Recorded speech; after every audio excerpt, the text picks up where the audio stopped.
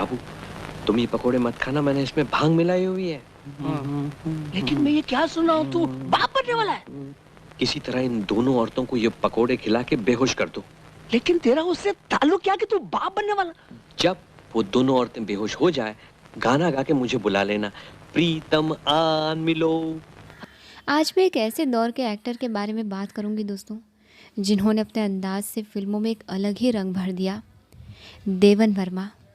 जी हाँ, अपने दौर के ज़बरदस्त कॉमिक टाइमिंग, सीधे साधे लेकिन चंचल किरदार और मासूमियत भरे चेहरे के लिए मशहूर देवन वर्मा ने 70 और 80 के दौरान बॉलीवुड की कई यादगार फिल्मों में अपनी पहचान बनाई।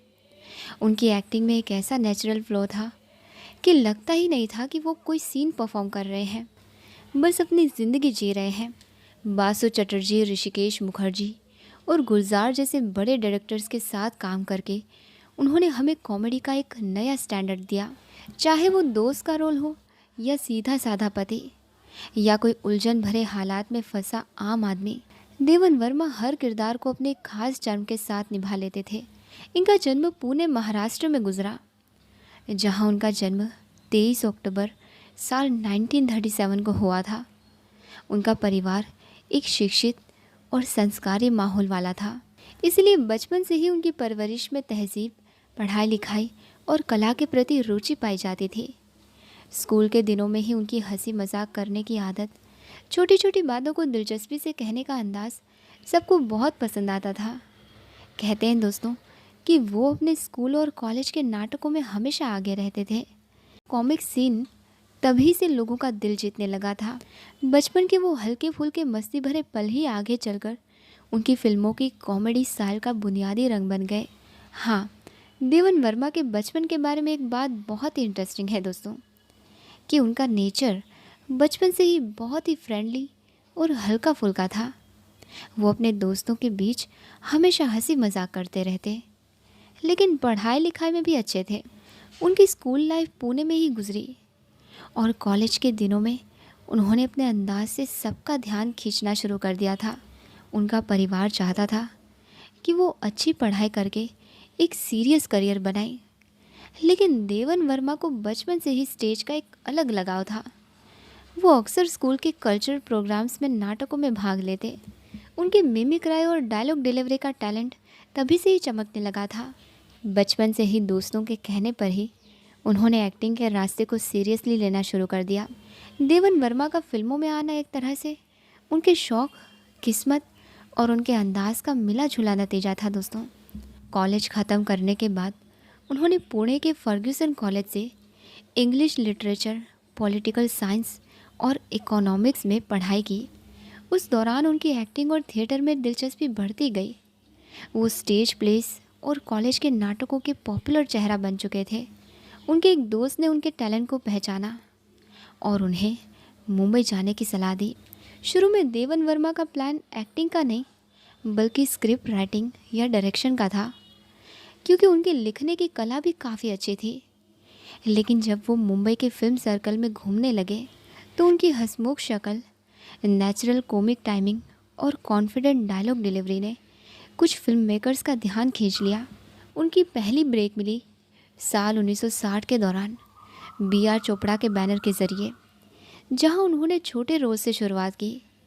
धीरे धीरे उनकी कॉमेडी स्टाइल, जो ना ओवर द टॉप थी ना ही बनावटी, और अलग पहचान बनाने लगी। बासु चटर्जी, ऋषिकेश मुखर्जी और गुलजार जैसे डायरेक्टर्स ने उनकी सिंप्लिसिटी और टाइमिंग को पहचाना, और फिर चोरी मेरा काम, अंगूर, खट्टा मीठा, गोलमाल जैसे फिल्मों ने उनका नाम बॉलीवुड के बेहतरीन कॉमेडी एक्टर्स के लिस्ट में पक्का कर दिया।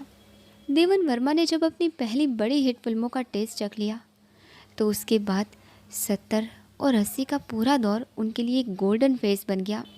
ऋषिकेश मुखर्जी और बासु चटर्जी जैसे डायरेक्टर्स ने उन्हें अपने हल्के फुल्के मिडिल क्लास कहानियों में एक इम्पॉर्टेंट कॉमेडी पिलर बनाया। फिल्म चोरी मेरा नाम के लिए उन्हें film fair best comedian award मिला, जो उनकी पहचान को और मजबूत बनाता गया। उसके बाद चोर के घर चोर और फिर गुलजार की अंगूर ने तो उनके करियर का नया चैप्टर खोल दिया।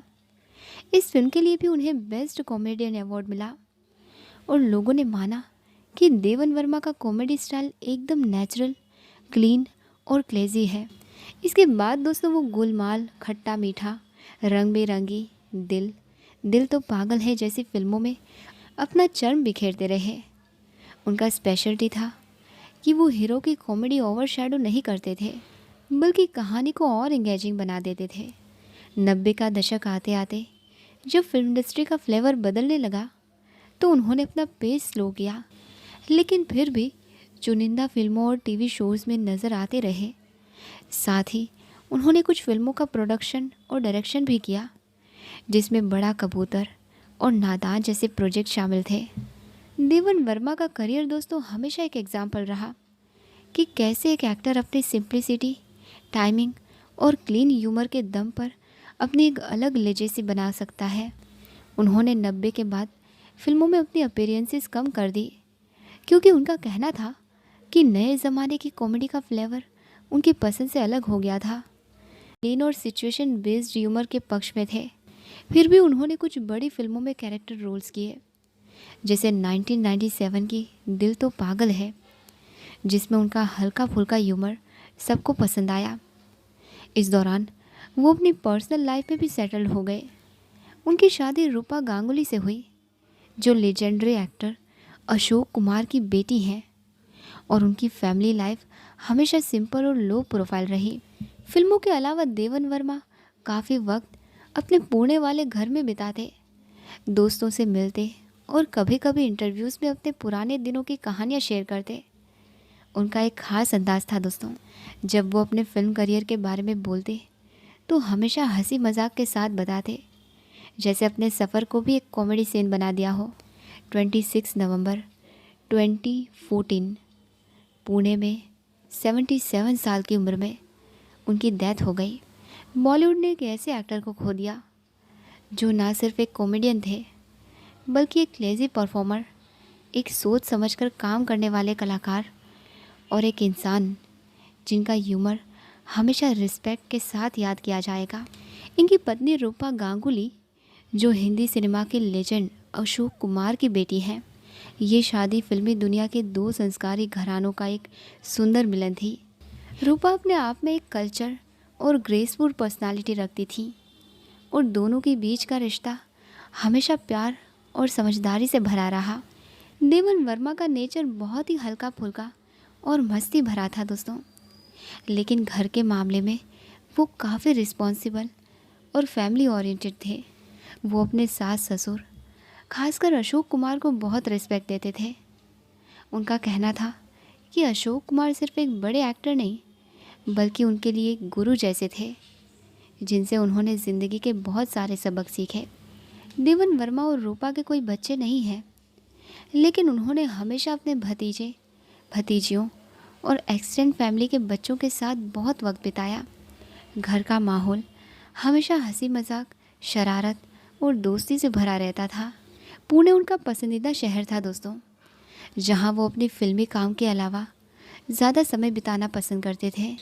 वहां का शांत माहौल, अपने पुराने दोस्त और अपने घर के कंफर्ट उन्हें सबसे ज़्यादा सुकून देते थे।